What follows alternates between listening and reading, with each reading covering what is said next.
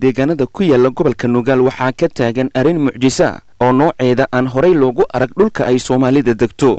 Arrinta mucjisada iyo la yaabka ku noqotay dadka ku dhaqan deegaanada gobolka Nugaal waxa ay tahay in 3 maalmood oo xiriir ah deegaanka Yombays lagu arkayo in xoolo ay leeyihiin mid ka mid ah dadka reer guuraaga ah ee halkaasi ku dhaqan la arkayo xoolaha oo la bireynayo cidda bireynaysana aan la arag, taasi oo fajac la noqotay qoyska iyo dadka deegaanka ku dhaqan. waxyaabaha kale ee dadku ay la yaabeen waxaa ka mid ah candhada xoolaha oo la jarjarayo. Cabdiweli oo ah ninka arrinka mucjisada ay haysato ayaa warbaahinta u sheegay in ay u muuqanayso xilligan 2 neef oo la gowracayo, waxaase uu codsaday in alla loo baryo si mucjisada uu Rabbi kaga dulqaado.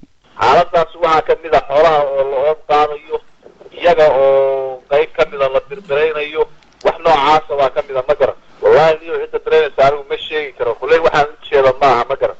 neefka isagoo biraysanna waan arkayaa, isagoo fargarayo biraysan baa kii igu dhawaa isagoo fargaraya baa la soo istaagay. waxaa lagu bireynayaa awal wax lagu bireynayay waxaan u qabay wax iska milan laahiya, laakiin saakay midiyihii baan arkay lagu bireynayay. midi caadi oo reerku leeyahay baa lagu bireynayaa ariga. maye cid loo jeeda maaha, neefkii waa fargarayaa, mididii baa ag taalla, dhiiggii baa soconaya, wax bireeyana uma jeedo. reerka quraan badan baa la saaray, adigu habeen hore iyo shalay iyo xalay intaa 4 wadaad baa la joogay. awal arigu neef uu ahaa, neef baa loo bireynaya ma garan. arigaa neef buu markii hore u baxayay ma garan. waxaa kale oo jirtay riyaha irmaanka oo naasaha la jarayo.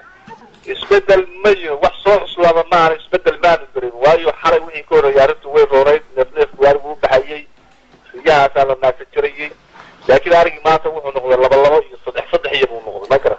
dhanka kale dadkii tagay goobta oo xiriir la sameeyay warbaahintu waxa ay sheegeen in indhahoodu ay ku arkeen wax aysan weligood maqal ama indhaha aysan saarin, waxayna sheegeen in ay dul istaageen mucjiso u laabnayd. waa markii ugu horreysay ee dhacdo nooceeda ah lagu arko mid ka mid ah dhulka ay Soomaalidu degto.